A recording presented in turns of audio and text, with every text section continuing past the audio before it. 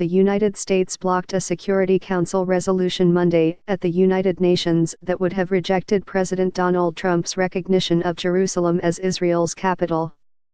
UN Ambassador Nikki Haley's vote marked the Trump administration's first Security Council veto. All 14 other members supported the resolution, underscoring the U.S. isolation on the issue.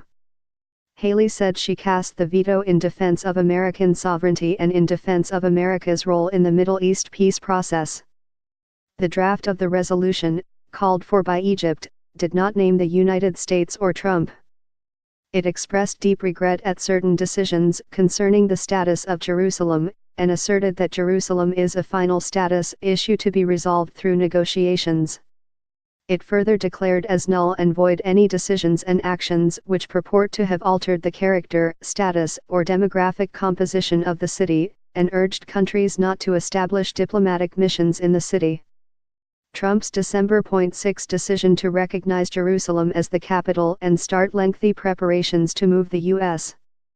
embassy from Tel Aviv has been criticized by all the Arab countries and many U.S. allies, including fellow Security Council members France and Britain.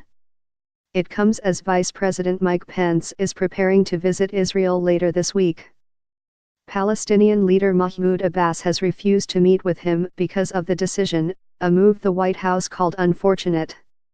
Israeli media reported Monday that the rabbi with authority over the Western Wall declined to grant Pence permission to hold a news conference at the site.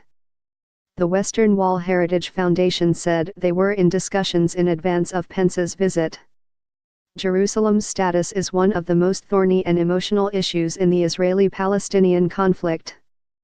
Israel captured the eastern part of Jerusalem in the Six-Day War of 1967, annexed it and has since expanded the city's boundaries. It considers Jerusalem its undivided and eternal capital. The Palestinians desire to make East Jerusalem the capital of an eventual Palestinian state. In deference to the principle that Jerusalem's status be determined in the final stages of negotiations, which have been frozen since 2014, all countries have situated their embassies in Tel Aviv, a roughly 45-minute drive from Jerusalem. Israeli Prime Minister Benjamin Netanyahu tweeted his gratitude for the U.S. veto. "Thank you, Ambassador Haley," he wrote. "On Hanukkah, you spoke like a Maccabee. You lit a candle of truth. You dispel the darkness. One defeated the many.